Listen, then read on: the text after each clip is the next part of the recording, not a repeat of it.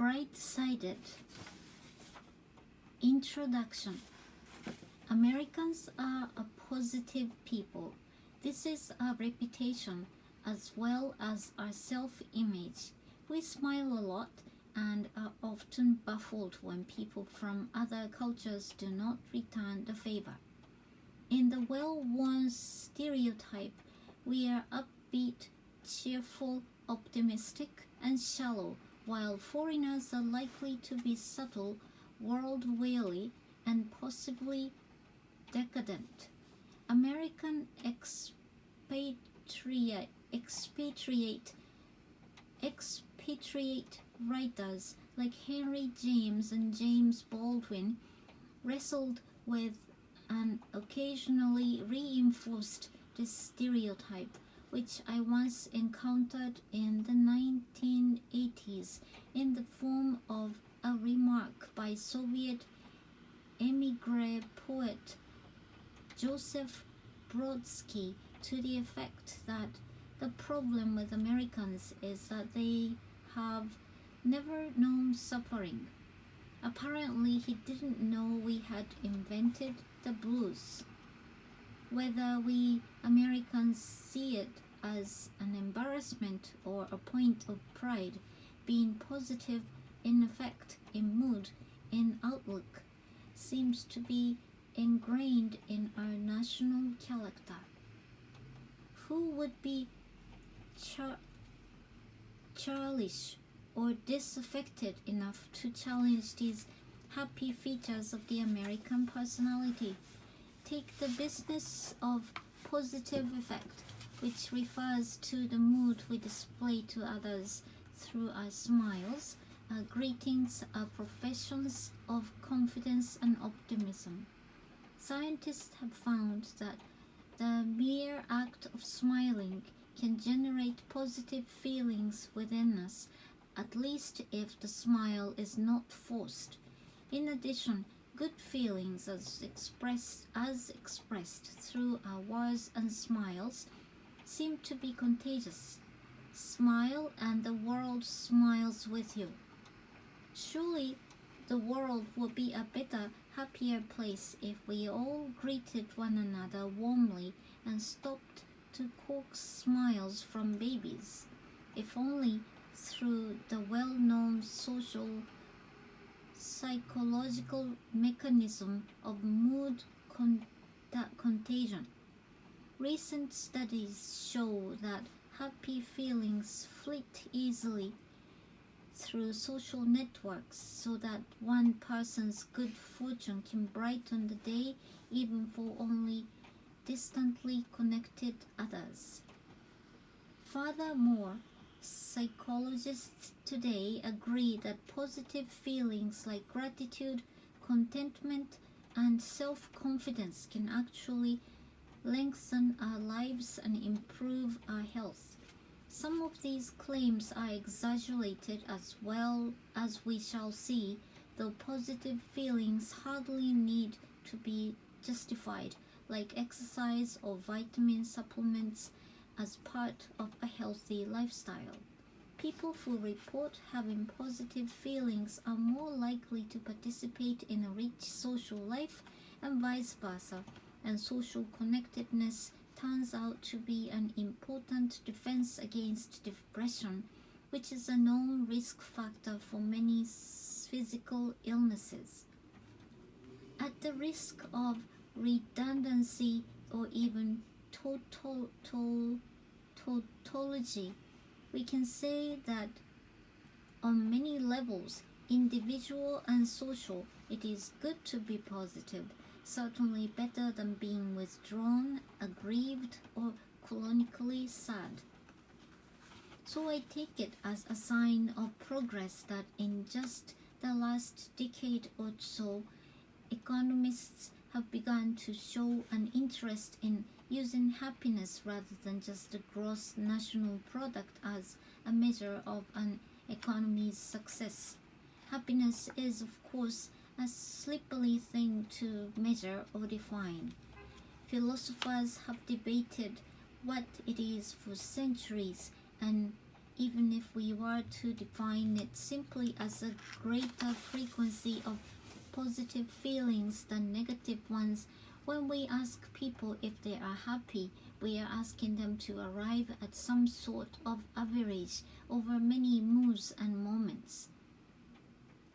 Maybe I was upset earlier in the day, but then was cheered up by a bit of good news, so what am I really?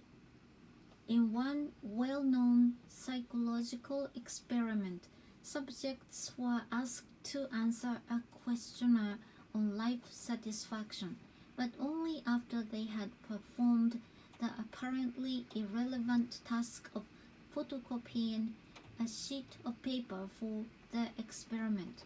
For a randomly chosen half of the subjects, a dime had been left for them to find on the copy machine. As two economists summarized the results, reported satisfaction with life was raised substantially by the discovery of the coin on the copy machine, clearly not an income effect. In addition to the problems of measurement, there are cultural differences in how happiness is regarded and whether it is even seen as a virtue. Some cultures, like our own, value the positive effect that seems to signal internal happiness. Others are more impressed by seriousness, self-sacrifice, or quiet willingness to cooperate. However hard to pin down, though, happiness is somehow a more pertinent metric for well-being from a humanistic perspective than the buzz of transactions that constitute the GDP. Surprisingly, when psychologists undertake to measure the relative happiness of nations, they routinely find that Americans are not, even in prosperous times and despite a vaunted positivity, very happy at all. A recent meta-analysis of over 100 studies of self-reported happiness worldwide found Americans ranking only 2/3, surpassed by the Dutch, the Danes, the Malaysians, the Bahamians, the Australians, and even the supposedly dour Finns. In other potential signs of relative distress, Americans account for 2/3 of the global market for antidepressants, which happen also to be the most commonly prescribed drugs in the United States. To my knowledge, no one knows how antidepressant use affects people's response to happiness surveys. Do respondents report being happy because the drugs make them feel happy, or do they report being unhappy because they know they are dependent on drugs to make them feel better? Without a heavy use of antidepressants, Americans would likely rank far lower in the happiness ranking than we currently do. When economists attempt to rank nations more objectively in terms of well-being, taking into account such factors as health, environmental sustainability, and the possibility of upward mobility, the United States does even more poorly than it does when only the subjective state of happiness is measured. The Happy Planet Index, to give just one example, locates us at 150th among the world's nations. How can we be so surpassingly positive in self-image and stereotype without being the world's happiest and best off people? The answer, I think, is that positivity is not so much our condition or our mood as it is part of our ideology. the way we explain the world and think we ought to function within it. That ideology is positive thinking, by which we usually mean two things. One is the generic content of positive thinking. Generic content of positive thinking, that is, the positive thought itself, which can be summarized as things are pretty good right now, at least if you are willing to see silver linings, make lemonade out of lemons, etc., and things are going to get a whole lot better. This is optimism, and it is not the same as hope. Hope is an emotion, a yearning, the experience of which is not entirely within our control. Optimism is a cognitive stance, a conscious expectation which presumably anyone can develop through practice. The second thing we mean by positive thinking is this practice or discipline of trying to think in a positive way. There is, we are told, a practical reason for undertaking this effort. Positive thinking supposedly not only makes us feel optimistic, but actually makes happy outcomes more likely. If you expect things to get better, they will. How can the mere process of thinking do this? In the rational explanation that many psychologists would offer today, optimism improves health, personal efficiency, confidence, and resilience, making it easier for us to accomplish our goals. A far less rational theory also runs rampant in American ideology. The idea that our thoughts can, in some mysterious way, directly affect the physical world. Negative thoughts somehow produce negative outcomes, while positive thoughts realize themselves in the form of health, prosperity, and success. For both rational and mystical reasons, then, the effort of positive thinking is said to be well worth our time and attention, whether this means reading the relevant books, attending seminars and speeches that offer the appropriate mental training, or just doing the solitary work of concentration on desired outcomes. A better job, an attractive mate, world peace.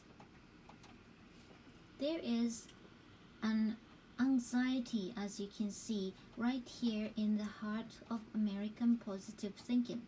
If the generic positive thought is correct and things are really getting better, if the arc of the universe tends toward happiness and abundance, then why bother with the mental effort of positive thinking? Obviously, because we do not fully believe that things will get better on their own.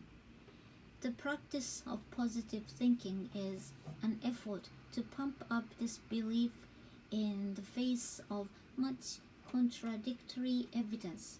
Those who set themselves up as instructors in the discipline of positive thinking, coaches, preachers, and gurus of various sorts, have described this effort with terms like self-hypnosis, mind control, and thought control.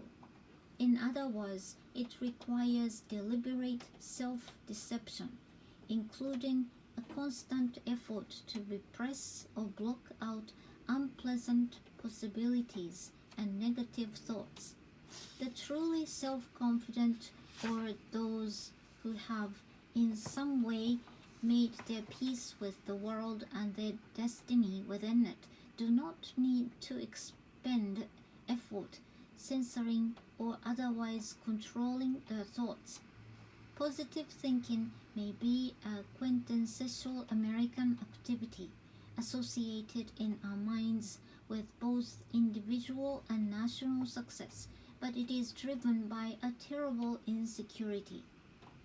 Americans did not start out as positive thinkers, at least the promotion of unwarranted optimism and methods to achieve it did not really find articulation and organized form until several decades after the founding of the Republic. In the Declaration of Independence, the Founding Fathers pledged to one another, "Our lives, our fortunes, and our sacred honor." They knew that they had no certainty of winning a war for independence, and that they were taking a mortal risk. Just the act of signing the declaration made them all traitors to the crown, and treason was a crime punishable by execution. Many of them did go on to lose their lives, loved ones, and fortunes in the war. The point is, they fought anyway. There is a vast difference between positive thinking and existential courage. Systematic positive thinking began in the 19th century among a diverse and fascinating collection of philosophers, mystics, lay healers, and middle-class women. By the 20th century, though, it had gone mainstream, gaining purchase within such powerful belief system as nationalism, and also doing its best to make itself indispensable to capitalism. We don't usually talk about American nationalism, but it is a mark of how deep it runs that we apply the word nationalism to Serbs, Russians, and others, while believing ourselves to possess a uniquely superior version called patriotism. A central tenet of American nationalism has been the belief that the United States is the greatest nation on earth, more dynamic, democratic, and prosperous than any other nation, as well as technologically superior. Major religious leaders, especially on the Christian right, buttress this conceit with the notion that Americans are God's chosen people and that America is the designated leader of the world, an idea that seems to find vivid reinforcement in the fall of communism and our emergence as the world's lone superpower. That acute British observer Godfrey Hodgson has written that the American sense of exceptionalism, which once was idealistic and generous, if somewhat solipsistic, has become harder, more hubristic. Paul Krugman responded to the prevailing smugness in a 1998 essay titled American the Boastful, warning that if pride goes before a fall, the United States has one heck of a comeuppance in store.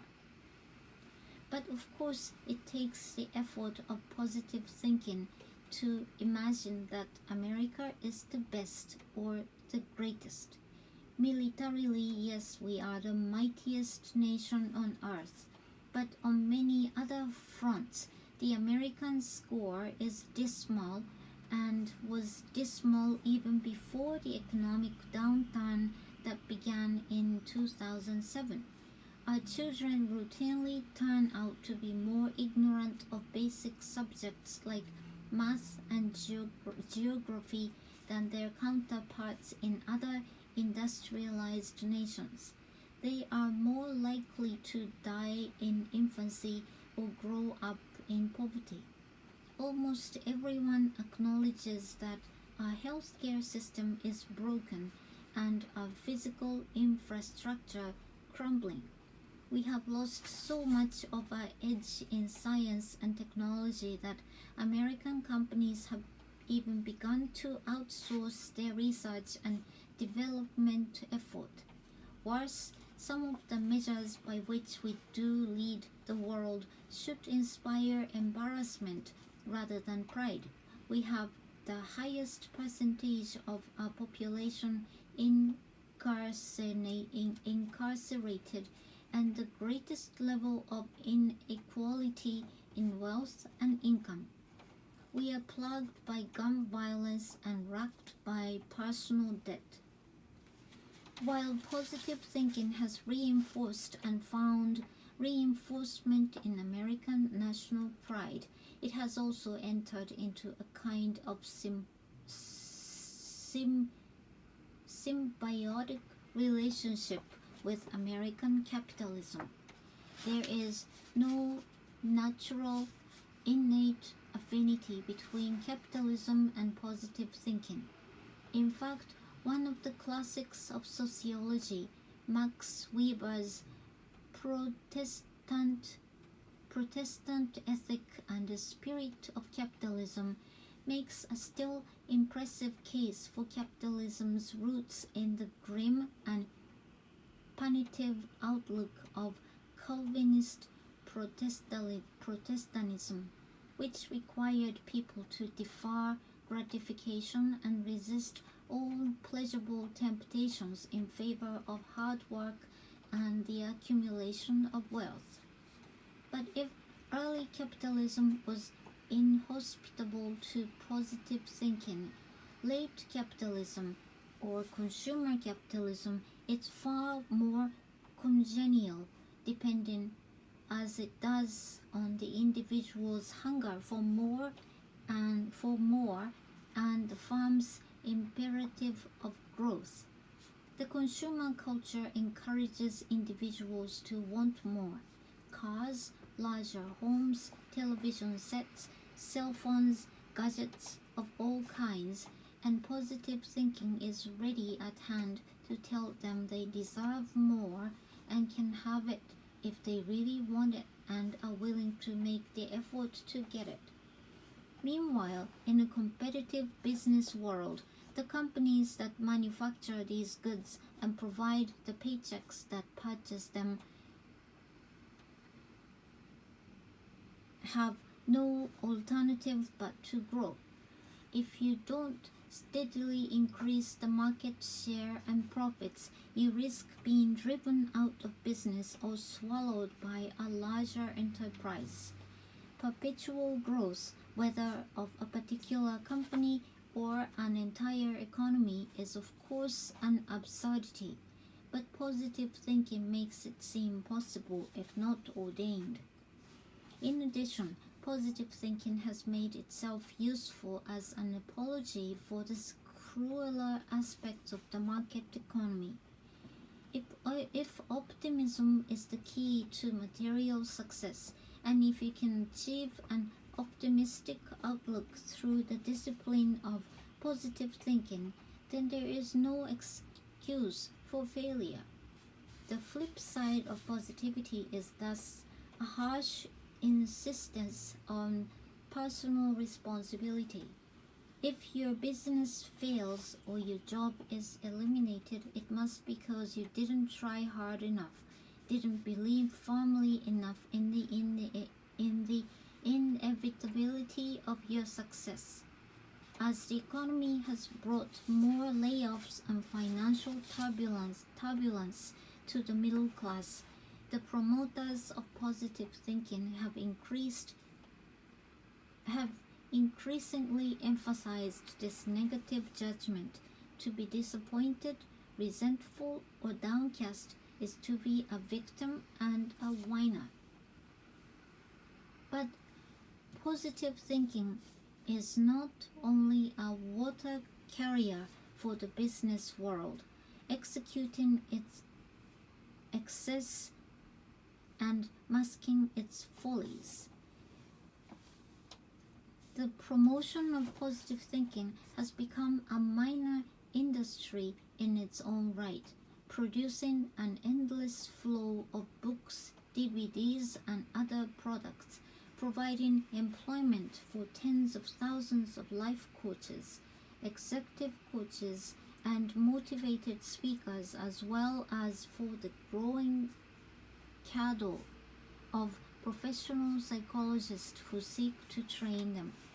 No doubt, the growing financial insecurity of the middle class contributes to the demand for these products and services, but I hesitate to attribute the commercial success of positive thinking to any particular economic trend or twist of the business cycle. America has historically offered space for all sorts of sects, cults, faith healers, and purveyors of snake oil, and those that are profitable, like positive thinking, tends to flourish. At the turn of the 21st century, American optimism seemed to reach a manic crescendo. In his final State of Union address in 2000, Bill Clinton struck a triumphal note, proclaiming that never before has our nation enjoyed at once so much prosperity and social progress with so little internal crisis and so fewer external threats. But compared with his successor, Clinton seemed almost morose. George W. Bush had been a cheerleader in prep school, and cheerleading, a distinctively American innovation, could be considered the athletically inclined ancestor of so much of the coaching and motivating that has gone into the propagation of positive thinking.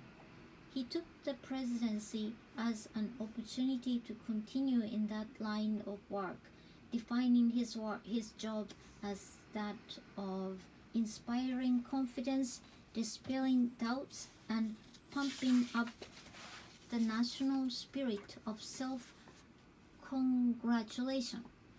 If he repeatedly laid claim to a single adjective, it was optimistic. On the occasion of his 60th birthday, he told reporters he was optimistic about a variety of foreign policy challenges. Offering an overview, "I'm optimistic that all problems will be solved."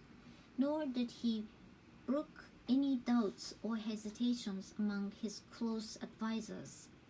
According to Bob Woodward, Condoleezza Rice failed to express some of her worries because, she said, the president almost demanded optimism.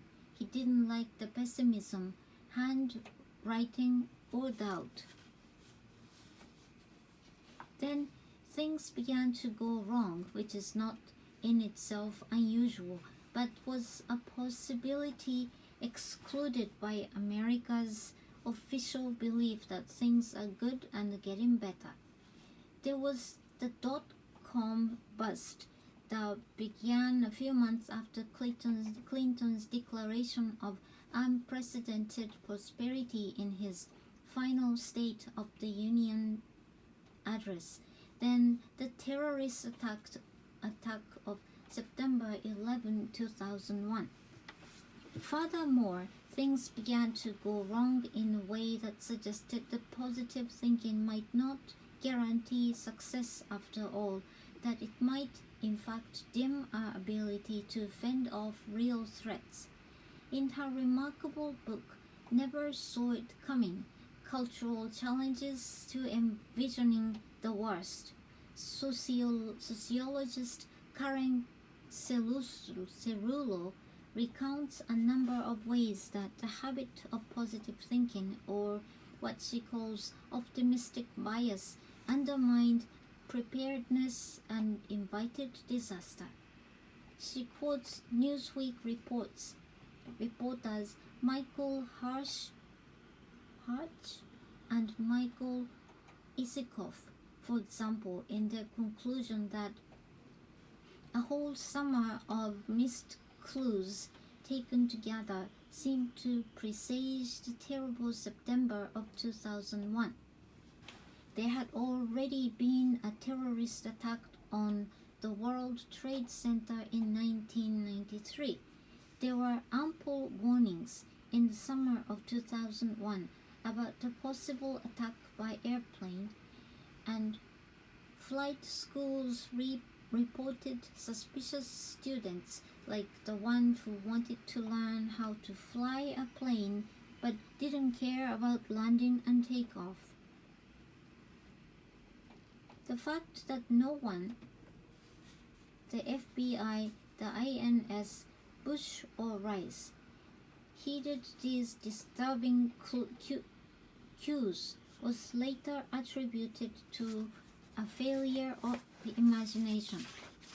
But actually there was plenty of imagination at work, imagining an invulnerable nation and an ever-booming economy.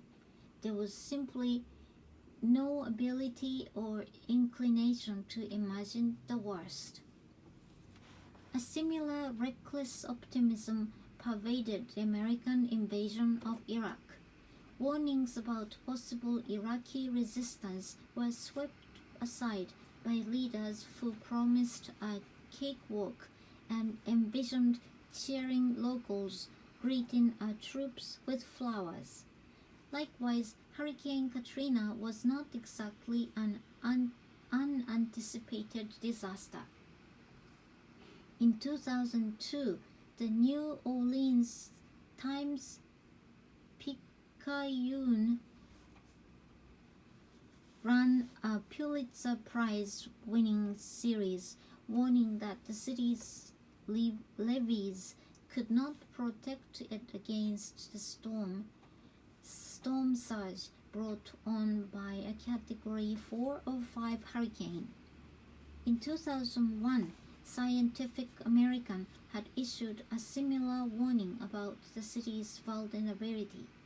Even when the hurricane struck and levees broke, no alarm bells went off in Washington, and when a New Orleans FEMA official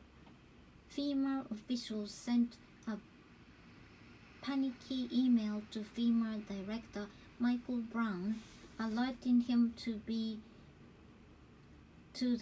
rising number of deaths and a shortage of food in a drowning city, he was told that Brown would need an hour to eat his dinner in a Baton Rouge restaurant.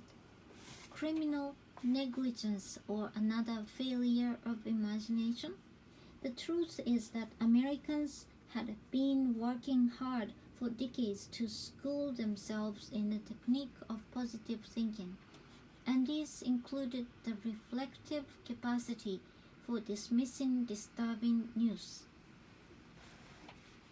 The biggest comeuppance, to use Krugman's term, has so far been the financial meltdown of 2007 and the ensuing economic crisis.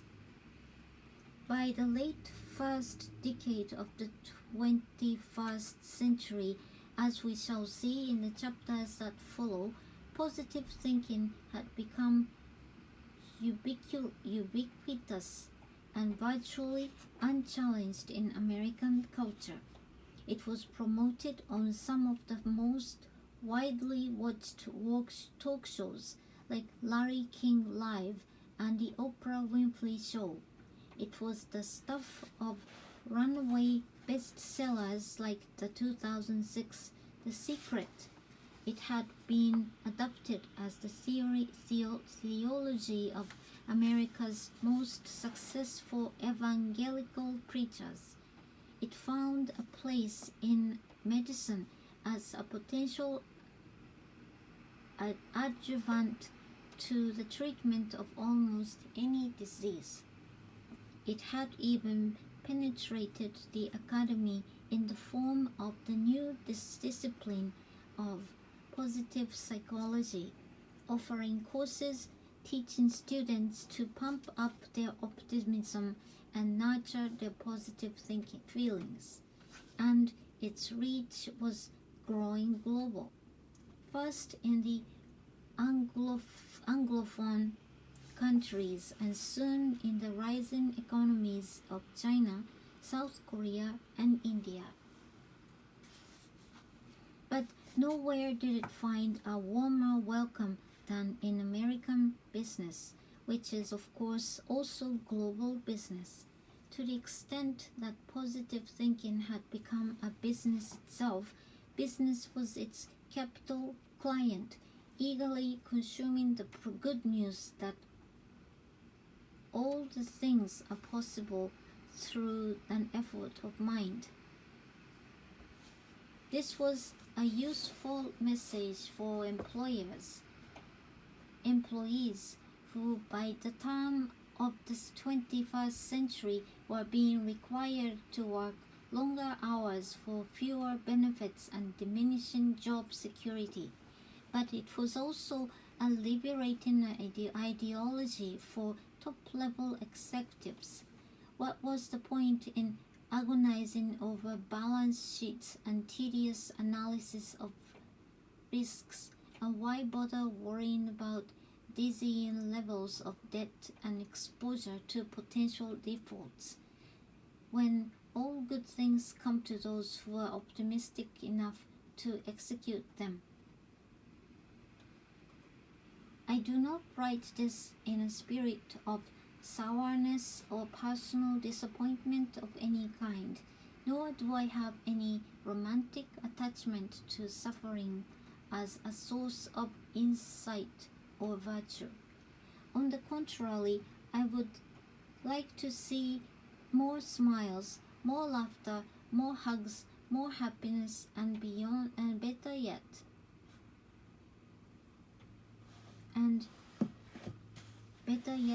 joy. In my own vision of utopia, there is not only more comfort and security for everyone, better jobs, health care, and so forth. There is also more parties, festivities, and opportunities for dancing in the streets. Once our basic material needs are met, in my utopia anyway, life becomes a perpetual celebration in which everyone has a talent to contribute. But we cannot levitate ourselves into that blessed condition by wishing it. We need to brace ourselves for a struggle against terrifying obstacles, both of our own making and imposed by the natural world. And the first step is to recover from the mass delusion that is positive thinking.